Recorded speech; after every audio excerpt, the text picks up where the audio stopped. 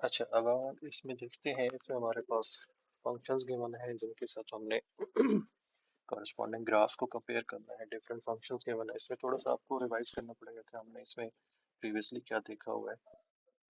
हमने देखा था कि जो पोलिनोमियल फंक्शन की डिग्री है वो रिलेट कर रही होती है इसके फंक्शन की नंबर ऑफ एक्स इंटरसेप्ट्स और number of turning points link कर रही होती है। सो हम अगर इसमें सबसे पहले देखते हैं, हमारे पास क्यूबिक फंक्शन का ग्राफ है।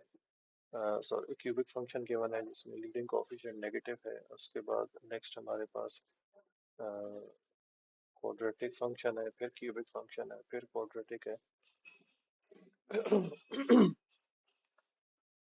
तो ये क्यूबिक फंक्शन का देखें, लीडिंग कोएफिशिएंट नेगेटिव है, तो इसका मतलब क्या है कि इसका जो ग्राफ होगा वो सेकंड क्वाड्रेंट में स्टार्ट होगा और फोर्थ क्वाड्रेंट में जाके एंड होगा। और क्यूबिक फंक्शन की जो जनरल शेप है वो भी आपको माइंड में रखनी चाहिए कि क्यूबिक फंक्शन की जनरल शेप क्या होती है।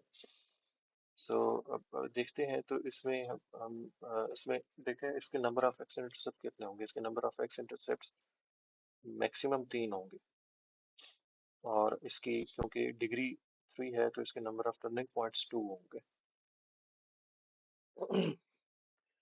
उसके बाद अब अगर हम ग्राफ की तरफ जाते हैं तो इसके कॉरस्पॉन्डिंग ग्राफ कौन सा बनता है जिसके 3 एक्स इंटरसेप्ट्स हों, 2 टर्निंग पॉइंट्स हों। मैक्सिमम 2 टर्निंग पॉइंट्स और मैक्सिमम 3 एक्स इंटरसेप्ट्स। तो हमारे पास इसमें जो ग्राफ बनता है वो एफ ग्राफ जो है वो बन सकता है, क्योंकि सेकंड क्वाड्रेंट में स्टार्ट हो रहा है और फोर्थ क्वाड्रेंट में एंड हो रहा है।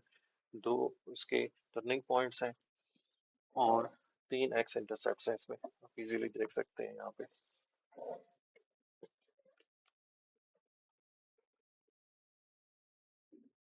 देन अगर हम सेकंड पे जाते हैं, सेकंड में हमारे पास quadratic function, quadratic polynomial function given है in which we can see the leading coefficient is for +1। इसमें जो डिग्री है वो 2 है, सो इसके लीडिंग कोएफिशिएंट पॉजिटिव होने की वजह से ये ग्राफ कहाँ कहाँ पे लाई करेगा, फर्स्ट क्वाड्रेंट में और सेकंड क्वाड्रेंट में। सेकंड क्वाड्रेंट में एक्चुअली लेफ्ट साइड से स्टार्ट होगा और फर्स्ट क्वाड्रेंट में जाके एंड होगा। और इसकी डिग्री 2 है तो इसका एक टर्निंग पॉइंट होगा और इसके number of x intercepts maximum 2 होंगे। तो इसके लिए अब हमारे पास दो शेप्स हैं, बी भी हो सकता है और ई भी हो सकता है। अब हमने साथ देखना है कि इसमें इसका कांस्टेंट क्या आ कांस्टेंट टर्म क्या आ रही है। इसकी कांस्टेंट टर्म -2 आ रही है, तो दैट मीन्स इसका जो y इंटरसेप्ट होगा वो -2 होगा, तो इसलिए इसका बी ऑप्शन है। फिर अगर हम p ऑफ x पे जाते हैं, इसमें लीडिंग कोएफिशिएंट पॉजिटिव है, तो ग्राफ हमारा कहाँ पे होगा, थर्ड क्वाड्रेंट में स्टार्ट होगा और फर्स्ट क्वाड्रेंट में जाके एंड होगा। और क्यूबिक फंक्शन है, इसके नंबर ऑफ टर्निंग पॉइंट्स 2 हो सकते हैं, इसके एक्स इंटरसेप्ट 3 हो सकते हैं। तो डी ऑप्शन जो है वो इसका करेक्ट ग्राफ बन सकता है। तो नेक्स्ट अगर हम देखते हैं, नेक्स्ट पार्ट में हमारे पास क्या है, H of X is equal to -1/2x। Then इसमें लीडिंग कोएफिशिएंट हमारे पास -1 है, तो इसका मतलब ये ग्राफ कहाँ पे होगा, ये सेकंड और फोर्थ क्वाड्रेंट में लाई करेगा। और इसका लीडिंग कोएफिशिएंट 1 है, इसका ग्राफ स्ट्रेट लाइन होगा। अब साथ हमने इसकी कांस्टेंट टर्म देखनी है, वाई इंटरसेप्ट इसका -3 है, तो -3 होने की वजह से इसका जो सी ऑप्शन है वो करेक्ट है, क्योंकि वाई इंटरसेप्ट उसका भी -3 है। फिर अगर हम देखते हैं के ऑफ एक्स में, तो के ऑफ एक्स में हमारे पास क्या आ रहा है, के ऑफ एक्स में हमारे पास क्वाड्रेटिक फंक्शन है, क्वाड्रेटिक का ग्राफ होगा पैराबोला, पॉजिटिव है तो फर्स्ट और सेकंड क्वाड्रेंट में लाई करेगा। पावर 2 है तो एक टर्निंग पॉइंट होगा, 2 एक्स इंटरसेप्ट हो सकते हैं। इसका जो y इंटरसेप्ट है वो 1 है, क्योंकि इसकी कांस्टेंट टर्म 1 है तो इसका y इंटरसेप्ट 1 होगा। तो इसका जो करेक्ट ग्राफ बनता है वो कौन सा बनता है, वो ई बनता है, क्योंकि उसमें y इंटरसेप्ट 1 आ रहा है। नेक्स्ट अगर हम देखते हैं q ऑफ x में, तो q ऑफ x में हमारे पास क्या आ रहा है, q ऑफ x में हमारे पास -2x -3, तो लीडिंग कोएफिशिएंट नेगेटिव है। सो अगेन इसका जो ग्राफ होगा सेकंड क्वाड्रेंट से फोर्थ क्वाड्रेंट पे जा रहा होगा। इसमें y इंटरसेप्ट इसका भी -3 है, तो इसके लिए जो करेक्ट ग्राफ है वो ए ग्राफ बनता है। Correct option for this is a. Next इसके बाद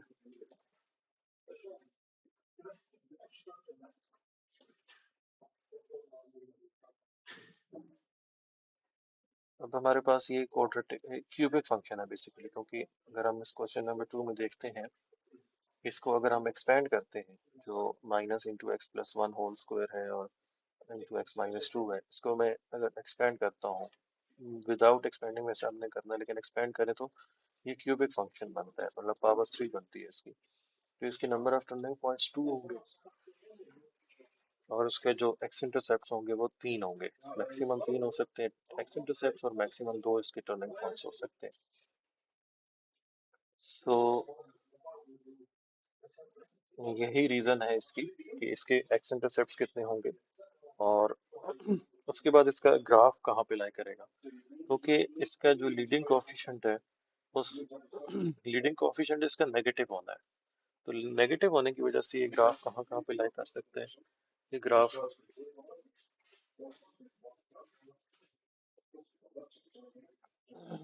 सेकंड क्वाड्रेंट में लाई कर सकता है और उसके अलावा फोर्थ क्वाड्रेंट में, सेकंड क्वाड्रेंट से फोर्थ क्वाड्रेंट में जाएगा इसका ग्राफ टोटल। नेक्स्ट हमने इस टेबल को फिल करना है। इस टेबल में देखिए हमने इसकी डिग्री बतानी है, लीडिंग कोएफिशिएंट बताना है, शेप ऑफ द ग्राफ बताना है, कांस्टेंट टर्म बतानी है और मैक्सिमम और minimum number of x intercepts. First वाले क्वाड्रेटिक है, इसकी डिग्री 2 है। सेकंड वाला लीनियर है, इसकी डिग्री 1 है। थर्ड वाला क्यूबिक है, डिग्री 3 है और लास्ट वाले की डिग्री भी 3 है। फिर अगर हम लीडिंग कोएफिशिएंट की बात करते हैं तो इसमें 6 है, इसमें -2/3 है। उसके बाद नेक्स्ट वाले में हमारे पास -1 है और लास्ट वाले में हमारे पास लीडिंग कोएफिशिएंट 4 है। शेप ऑफ द ग्राफ, अब क्वाड्रेटिक फंक्शन का शेप क्या होती है, पैराबोला होती है, हमने पहले भी डिस्कस की हुई है। इसको अगर आप इस तरह से देखें तो फर्स्ट क्वाड्रेंट और सेकंड क्वाड्रेंट में लाई करेगा, अपवर्ड शेप होगी इसकी। नेक्स्ट वाला अगर हम देखते हैं तो नेक्स्ट वाले में क्या है, starting in the straight line वैसे होगी और इसमें जो ग्राफ कहाँ कहाँ पे लाई करेगा, लीडिंग कोएफिशिएंट नेगेटिव है तो second sorry third second quadrant और फोर्थ क्वाड्रेंट में इसका ग्राफ होगा। फिर क्यूबिक फंक्शन है, नेगेटिव लीडिंग कोएफिशिएंट है तो सेकंड और फोर्थ क्वाड्रेंट में ग्राफ होगा। उसके बाद जी ऑफ एक्स, इसका जो ग्राफ होगा क्योंकि लीडिंग कोएफिशिएंट पॉजिटिव है तो ये थर्ड क्वाड्रेंट और फर्स्ट क्वाड्रेंट में लाई करेगा, लेफ्ट से नीचे से ऊपर की तरफ जाएगा। फिर उसके बाद कांस्टेंट टर्म, इसकी -2 है, दूसरे वाले की जी ऑफ एक्स की +10 है। उसके बाद जो एच ऑफ एक्स उसकी +6 है और जो ये है इसकी -10 है। नंबर ऑफ एक्स इंटरसेप्ट्स, और नंबर ऑफ एक्स इंटरसेप्ट्स हैं वो डिपेंड कर रहे होते हैं डिग्री पे। तो फर्स्ट जो फंक्शन है वो क्वाड्रेटिक है, उसकी डिग्री 2 है तो उसके maximum number of x intercept 2 होंगे और मिनिमम होगा एक, कोई भी नहीं, क्योंकि क्वाड्रेटिक फंक्शन का जो ग्राफ होता है वो उसका ये भी पॉसिबल है कि वो टोटली एक्स एक्सिस से ऊपर लाए आ रहा हो या टोटली एक्स एक्सिस से नीचे लाए आ रहा हो। तो इस तरह की शेप भी उसकी हो सकती है। तो इस केस में आप देख सकते हैं कि इसमें इसका एक्स इंटरसेप्ट है ही कोई नहीं। जो लीनियर फंक्शन है उसमें हमारे पास एक ही एग्जैक्टली एक एक्स इंटरसेप्ट होता है, ना इससे कम ना इससे ज्यादा। मैक्सिमम भी एक होता है और मिनिमम भी एक होता है। एच ऑफ एक्स में अगर हम देखते हैं क्यूबिक फंक्शन में तो इसमें मैक्सिमम जो एक्स इंटरसेप्ट होंगे वो 3 होंगे और मिनिमम इसका एक्स इंटरसेप्ट 1 होगा। पॉसिबल है कि एक बार इंटरसेक्ट करे, पॉसिबल है कि 2 बार इंटरसेक्ट करे, पॉसिबल है कि 3 बार इंटरसेक्ट करे। तो ये इसकी पॉसिबिलिटीज है depending on the degree of the polynomial. Then G of X में देखें तो जी ऑफ एक्स में क्या हो रहा है, क्यूबिक फंक्शन है, इसमें भी वही पैटर्न होगा जो ऊपर अभी हमने देखा है। सो डिग्री 3 है इसकी, तो मैक्सिमम जो एक्स इंटरसेप्ट होंगे वो 3 होंगे और मिनिमम जो एक्स इंटरसेप्ट होंगे वो 1 होगा।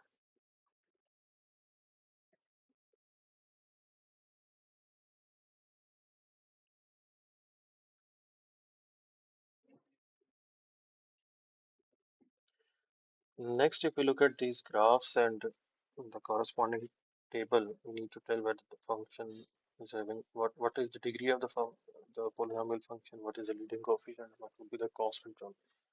So first graph अगर हम देखें तो first graph में डिग्री 2 है बिकॉज इट्स अ पैराबोला, आप इजीली देख सकते हैं। 2 एक्स इंटरसेप्ट है, 1 टर्निंग पॉइंट है। लीडिंग कोफिशिएंट इसका नेगेटिव होगा, रीजन बिकॉज ग्राफ जो है वो थर्ड और फोर्थ क्वाड्रेंट में लाई कर रहे डाउनवर्ड्स है, तो इसका लीडिंग कोफिशिएंट नेगेटिव होगा। Constant term would be the point where the graph is cutting y-axis, so that is y equals to 2. Then b part देखें, तो b part में हमारे पास डिग्री क्या आ गया, 1 आ रही है because straight line degree 1, or leading coefficient would be positive because the graph is in the third and first quadrant, so leading coefficient is positive. Then for the constant term, since the graph is crossing y-axis at y equals to 2, so the constant term would be 2. For C part, clearly you can see it's a cubic graph. It's cutting at y-axis at 2 points. It has 2 x-intercepts, sorry, x-intercepts, 3 x-intercepts and 2 turning points. So the degree of this polynomial could be 3. Since the graph is starting from third quadrant and ending in first quadrant, so the leading coefficient would be positive. Then the constant term, it's cutting y-axis at y equals to -1. So the constant term in this case is -1.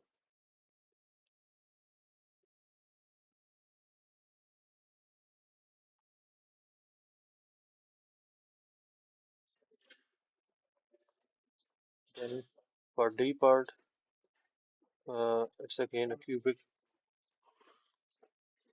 1 x intercept but 2 turning points. तो turning points हमें idea होगा कि इसके maximum, इसकी जो degree हो सकती है वो क्या हो सकती है, इसकी डिग्री 3 होगी।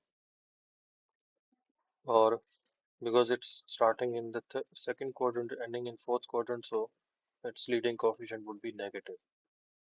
और कांस्टेंट टर्म की अगर हम बात करते हैं तो इसकी कांस्टेंट टर्म वही पॉइंट होगा जहाँ पे ये y एक्सिस को कट कर रहा है, तो y एक्सिस को y is equal to 6 पे कट कर रहा है, so its constant term is 6.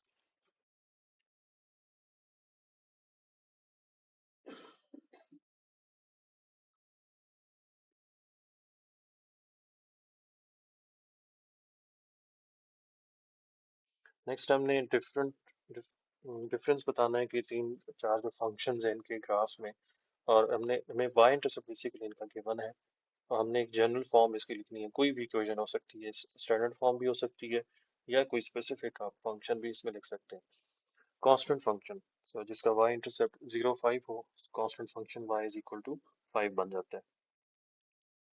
B part अगर हम देखें तो बी पार्ट में लीनियर फंक्शन हमने बनाना है, y is equal to, for example आप इसमें क्या बना सकते हैं, +5 इसमें लिखेंगे तो कांस्टेंट टर्म हमें गिवन है। यहाँ पे आप 2x लिख लें बेशक, क्योंकि इसमें कोई क्लियर नहीं है कि आपने क्या लिखना है। सी पार्ट में क्वाड्रेटिक फंक्शन बनाना है, अगेन इसमें पहले अगर कांस्टेंट टर्म लिख लें 5, इससे पहले यहाँ पे कुछ भी लिखा जा सकता है, x² लिख लें, x² - 2x + 5। उसके बाद डी पार्ट क्यूबिक फंक्शन हमने बनाना है, तो क्यूबिक फंक्शन में हम वही कांस्टेंट टर्म 5 रखनी है, बाकी उससे पहले ये लिख लें x³ - 3x² + x², सॉरी ये x आना था यहाँ पे, +5। अब हमने अगेन फंक्शंस को कंपेयर उसके साथ मैच करना है उनके कॉरस्पॉन्डिंग ग्राफ्स के साथ। सबसे पहले देखें -x³ + x + 4, तो क्यूबिक है, क्यूबिक का ग्राफ क्या हो सकता है, लीडिंग कोएफिशिएंट नेगेटिव है, तो सेकंड और फोर्थ क्वाड्रेंट में इसका ग्राफ लाई करेगा। नंबर ऑफ एक्स इंटरसेप्ट्स इसके 3 हो सकते हैं मैक्सिमम, और इसका जो टर्निंग पॉइंट्स हो सकते हैं वो 2 हो सकते हैं, तो इसका जो ग्राफ है वो यही पॉसिबल है जो बी में भी हमारा। साथ इसका y इंटरसेप्ट भी देख लें, y इज इक्वल टू 4 इसका y इंटरसेप्ट है। सेकंड में क्वाड्रेटिक फंक्शन गिवन है, लीडिंग कोएफिशिएंट पॉजिटिव है, सो इसमें हम क्या करेंगे, इसका फर्स्ट और सेकंड क्वाड्रेंट में लाई कर सकते हैं ग्राफ। तो फर्स्ट और सेकंड में पैराबोला, दो शेप्स है हमारे पास, सी या ई पार्ट्स हो सकते हैं। साथ हम इसका देखते हैं वाई इंटरसेप्ट, इसका वाई इंटरसेप्ट 4 होना चाहिए, तो वो सी ग्राफ का वाई इंटरसेप्ट 4 है, तो correct option is C.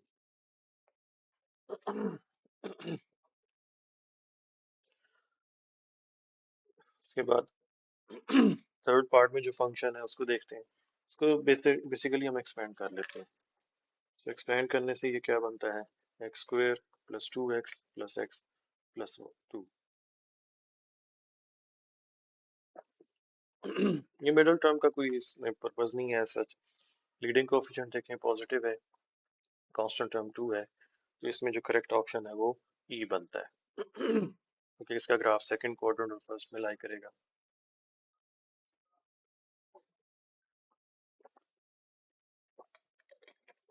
Fourth part में इसको अगर हम प्रॉपरली लिखें तो इसमें -x+3 इसको लिखा जा सकता है, मतलब हमारा लीडिंग कोएफिशिएंट नेगेटिव है, तो इसका ग्राफ जो है वो सेकंड और फोर्थ क्वाड्रेंट में लाई करेगा। हमारे पास दो ग्राफ्स हैं स्ट्रेट लाइन के, +3, दोनों का y इंटरसेप्ट +3 है, साथ हमने x इंटरसेप्ट देख लेना है। तो जो x इंटरसेप्ट है वो a पार्ट का 3 है, d पार्ट का x इंटरसेप्ट डिफरेंट है, तो इसका मतलब इसमें जो करेक्ट ऑप्शन है वो a है।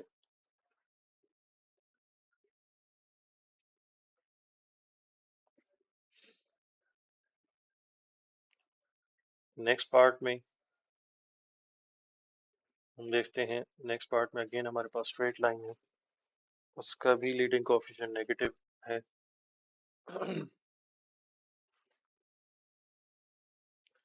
-2x+3, सो लीडिंग कोएफिशिएंट नेगेटिव है, इसका करेक्ट ऑप्शन ऑब्वियसली डी बनेगा। सिक्स पार्ट क्यूबिक है, क्यूबिक के लिए ग्राफ हमें पता है इसका लीडिंग कोएफिशिएंट पॉजिटिव है, तो इसका ग्राफ थर्ड क्वाड्रेंट और फर्स्ट क्वाड्रेंट में लाई करेगा। और साथ अब अगर इसका y इंटरसेप्ट देखते हैं तो y इज इक्वल टू 4, तो इसका जो करेक्ट ऑप्शन है वो f बन सकता है,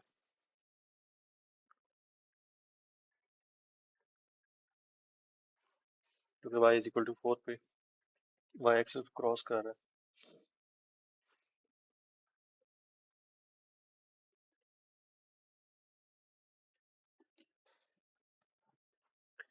नेक्स्ट अब हमने x इंटरसेप्ट्स और y इंटरसेप्ट्स इनके लिखने हैं यूजिंग कैलकुलेटर। तो पोलिनोमियल फंक्शन फर्स्ट वाला लीनियर सिंपल है हमारे पास, -2x+5। इसमें सबसे पहले अगर हम इसके y इंटरसेप्ट्स लिख लें तीन चारों के, तो y इंटरसेप्ट्स तो स्ट्रेट अवे हैं, जो कांस्टेंट टर्म होती है वो y इंटरसेप्ट होता है। इसमें जो लास्ट वाले में है कांस्टेंट टर्म वो 0 है, फर्स्ट वाले का हो गया 5, सेकंड वाले का -6, फिर उसके बाद -1, फिर उसके बाद 0, ये इसका y इंटरसेप्ट्स हो गए। अब x इंटरसेप्ट्स के लिए हमें क्या करना होगा, हमें कैलकुलेटर यूज़ करना होगा। तो ग्राफ भी यूज़ किया जा सकता है या इक्वेशन सॉल्वर भी यूज़ किया जा सकता है। ग्राफ में अगर हम जाएंगे तो ग्राफ में हमें क्या देखना होगा कि जहाँ पे y की वैल्यू 0 है वहाँ पे हमने देखना है कॉरस्पॉन्डिंग x की वैल्यू क्या आती है। तो -2x+5 हम उसमें ड्रॉ करेंगे।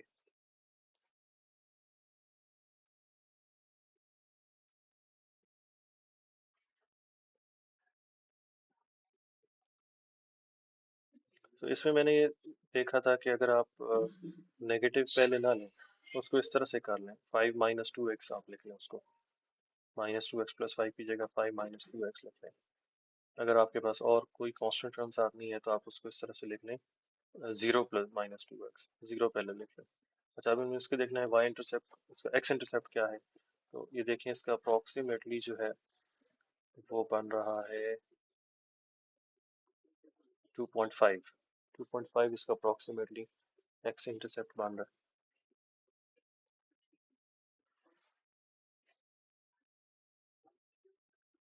2.5। नेक्स्ट वाले के लिए x² + 2x - 6, तो इसको ड्रॉ करें।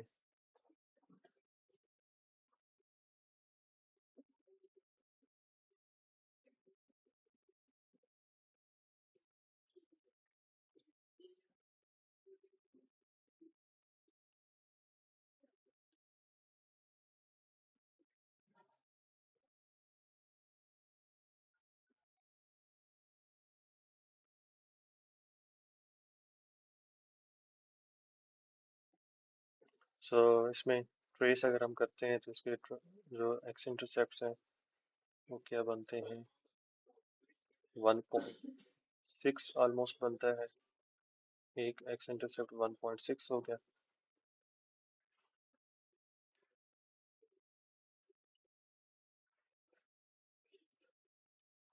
और सेकंड वाला इसको दूसरी तरफ ट्रेस करते हैं जहाँ पे दूसरी बार एक्स एक्सिस को कट कर रहा है ग्राफ, तो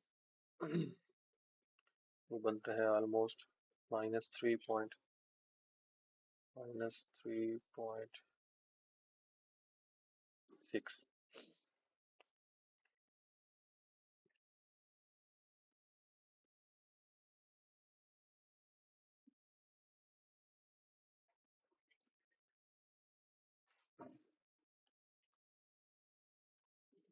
इसके बाद next cubic function, x cube minus x square plus 5x minus 1।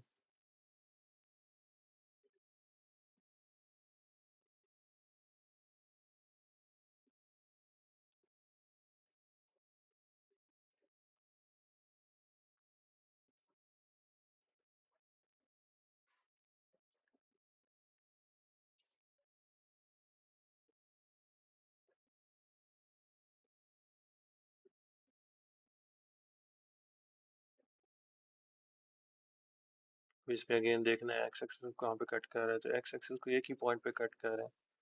सो जहाँ पे y इक्वल्स टू 0 है, तो अप्रोक्सीमेटली ये बनता है 0.15, which is equal to 0.15। ये कि इसका एक्स इंटरसेप्ट होगा। नेक्स्ट में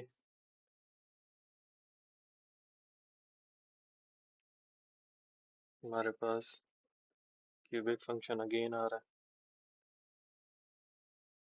सो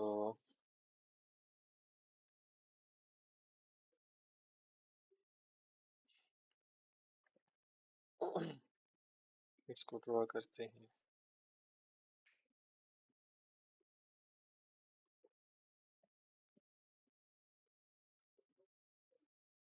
अब इसमें मैंने 4x को पहले नंबर पे रख लिया है क्योंकि उसमें जो लीडिंग कोफिशिएंट था उसका पॉजिटिव था। अच्छा, अब इसमें जो एक्स इंटरसेप्ट आ रहे हैं वो 3 एक्स इंटरसेप्ट आ रहे हैं, एक्स इक्वल टू 0 आ गया। उसके अलावा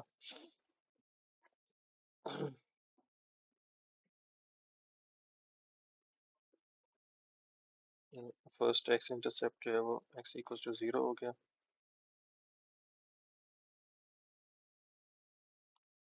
सेकेंड एक्स इंटरसेप्ट क्या आता है यहाँ से, ऑलमोस्ट ये आता है 1.4 या 1.36।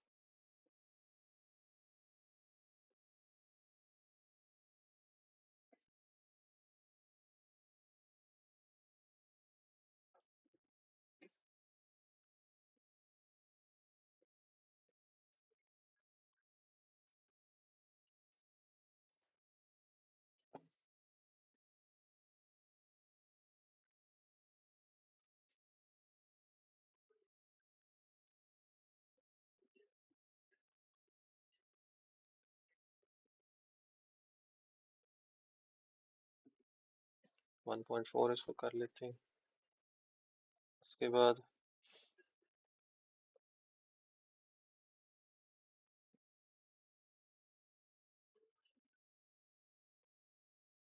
नेक्स्ट वाला जो एक्स इंटरसेप्ट है वो -1.4 आ जाएगा।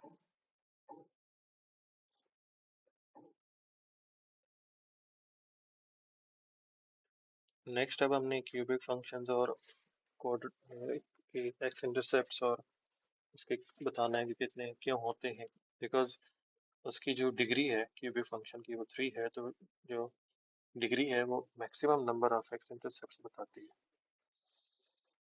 कि उसके maximum number of x intercepts कितने हो सकते हैं। सो मैक्सिमम नंबर का मतलब ये है कि उसके मैक्सिमम वो हो सकते हैं और उससे कम भी हो सकते हैं। उसके एक भी हो सकता है, उसके 2 एक्स इंटरसेप्ट्स भी हो सकते हैं और उसके 3 एक्स इंटरसेप्ट्स भी हो सकते हैं। So the degree of function is 3, so they may have 1, 2, 3 x-intercepts. तो अगर हम ग्राफ भी देखते हैं तो ग्राफ में तीनों पॉसिबिलिटीज आ जाती हैं, तीनों टाइप की पॉसिबिलिटीज हो सकती हैं जिसका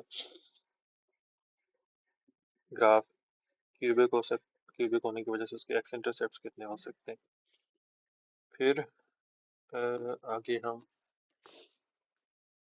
क्वाड्रेटिक की बात करते हैं तो क्वाड्रेटिक में हमारे पास जो डिग्री होती है वो 2 है। इसकी जो मैक्सिमम और मिनिमम वैल्यूज हैं वो क्यों होती हैं, क्योंकि उसका टर्निंग पॉइंट आने के बाद वो वापस नहीं आता, उसका टर्निंग पॉइंट एक ही होता है। तो अगर वो टर्न लेगा तो वापस तो नहीं आएगा, दूसरे टर्निंग पॉइंट तो उसका है ही कोई नहीं, एक ही बार टर्न लेना। तो इसलिए उसकी या मैक्सिमम वैल्यू एग्जिस्ट करती होती है या मिनिमम वैल्यू, क्योंकि ग्राफ या उससे ऊपर ही रहता है या उससे नीचे ही रहता है। क्यूबिक पोलिनोमियल क्या, एक ही टर्निंग पॉइंट, सॉरी के दो टर्निंग पॉइंट्स हो सकते हैं, तो दो टर्निंग पॉइंट्स हो सकते हैं जिसका मतलब ये है कि वो अपनी वापस पोजीशन पे जरूरी नहीं कि जाएगा, वो सीधा उसी तरफ भी जा सकता है। मतलब जिस साइड से स्टार्ट हुआ है उसकी अपोजिट साइड पे जाएगा। और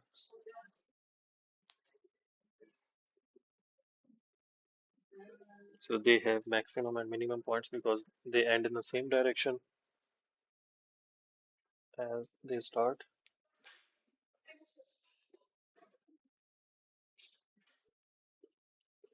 बट क्योंकि क्यूबिक ग्राफ्स का स्टार्ट और एंड पॉइंट डिफरेंट डायरेक्शन में होता है तो इसलिए उसके मैक्सिमम या मिनिमम पॉइंट्स नहीं होते।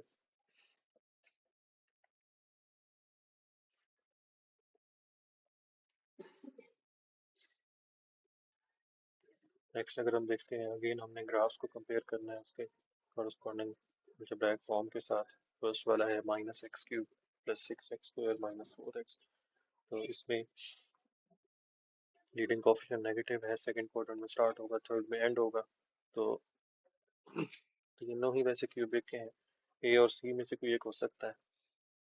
तो साथ हमने देखना है कि इसका जो कांस्टेंट टर्म है वो क्या है। इसमें फर्स्ट वाले में कांस्टेंट टर्म 0 है, जिसका मतलब इसका y इंटरसेप्ट जो है वो 0 होगा, y इक्वल्स टू 0। तो इसमें हमारे पास जो ग्राफ पॉसिबल है वो ए ग्राफ है, क्योंकि वही ग्राफ है जो ओरिजिन से पास करके जा रहा है, y इक्वल्स टू 0 से पास करके जा रहा है।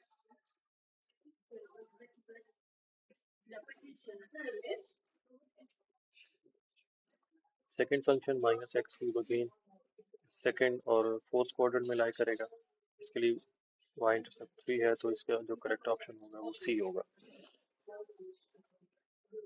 थर्ड फंक्शन के लिए लीडिंग कोफिशिएंट पॉजिटिव है, तो थर्ड और फर्स्ट क्वाड्रेंट में लाई करेगा इसका ग्राफ। दो ऑप्शंस हैं, बी और डी। तो साथ हमने इसका y इंटरसेप्ट देखना है, इसका y intercept y equals to 3 है कांस्टेंट का। तो जो करेक्ट ऑप्शन इसके लिए बन सकता है वो डी ग्राफ बन सकता है। लास्ट फंक्शन,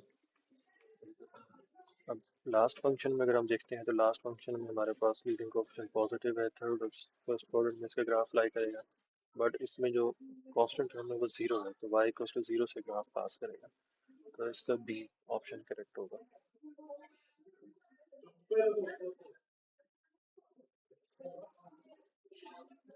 नेक्स्ट हमने वर्ड प्रॉब्लम्स को देखना है। वर्ड प्रॉब्लम्स में बेसिकली क्या है कि अगर आपको याद हो जो कांस्टेंट टर्म अभी हमने डिस्कस किया, कांस्टेंट टर्म कब मिलती है, when x is equal to 0 we get y intercept, वो कांस्टेंट टर्म होती है। अब यहाँ पे हमारे वेरिएबल्स चेंज हो गए, तो वेरिएबल चेंज होने की वजह से x की जगह टाइम आ गया और y की जगह यहाँ पे प्राइस आ गई। तो y इंटरसेप्ट का यहाँ पर मतलब क्या होगा, when time is equal to 0। अब टाइम 0 कहाँ पे होता है, जब उस स्पेसिफिक प्रॉब्लम में स्टार्टिंग वैल्यू, स्टार्टिंग मतलब अब जैसे इसमें 1979 की बात हो रही है और उसके बाद number of years, T is the number of years after 1979।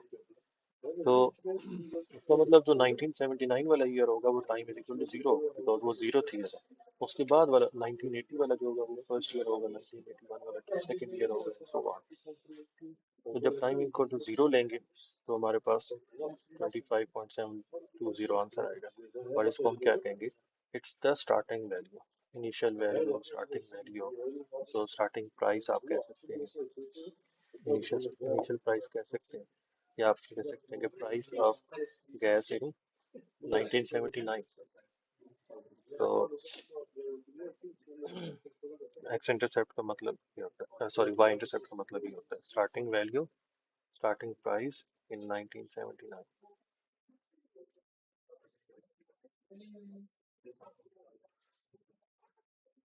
Next part में हम देखते हैं determine how many years to the nearest it will take until the price of gas was 60 cents.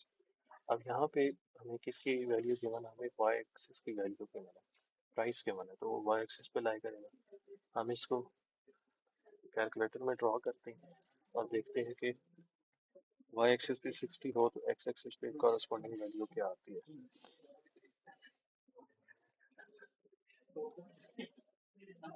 So x जो है वो यहाँ पे t को रिप्रेजेंट करेगा और y जो है वो यहाँ पे प्राइस को रिप्रेजेंट करेगा।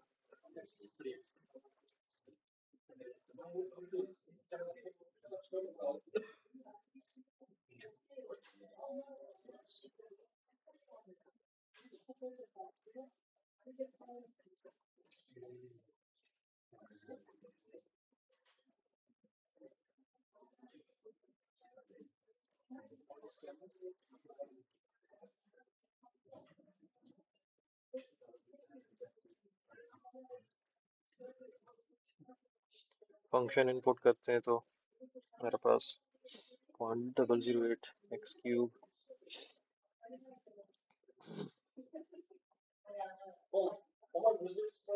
.307 x square, then 4.830 x and plus 25 ये इसके ग्राफ आता है। हमने देखना है कि जब p की वैल्यू 60 है तो हम उसको ट्रेस करते हैं, p की y की वैल्यू 60 हमें बेसिकली करनी है, तो इसको 60 पे लेके जाते हैं और देखते हैं कॉरस्पॉन्डिंग इसकी x वैल्यू क्या आती है। तो 60 पॉइंट समथिंग पे जो कॉरस्पॉन्डिंग x वैल्यू है वो 18 पॉइंट समथिंग आती है। इसका मतलब after 18 years the price would be 60 cents। तो आफ्टर 18 years का मतलब ये 1979 में आपने 18 ऐड करना है, तो वो कौन सा ईयर बनता है इसमें। अच्छा, हमने जस्ट नंबर ऑफ ईयर्स बताना है। अब नेक्स्ट में हम देखते हैं डेप्थ ऑफ द टाइड हमें गिवन है मीटर और फीट टाइम को रिप्रेजेंट कर रहा है। इसमें उसी तरह से वाई इंटरसेप्ट को उसने पूछा कि वाई इंटरसेप्ट इसमें क्या होगा। तो वाई इंटरसेप्ट का मतलब ये है कि the initial depth of the tide, starting time क्या है, मिडनाइट है, तो मतलब मिडनाइट पे जो इसकी डेप्थ होगी वो 0.293 मीटर्स होगी मिडनाइट। जब टाइम इज इक्वल टू 0 है मतलब मिडनाइट की बात हो रही है।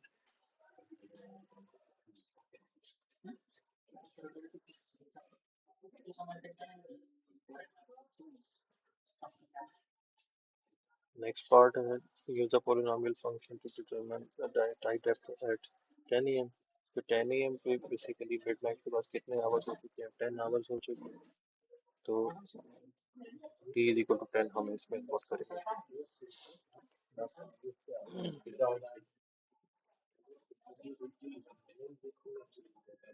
तो इसमें t is equal to 10 input करके देखते हैं corresponding x value sorry depth क्या आती है। t की वैल्यू 10 पुट करते हैं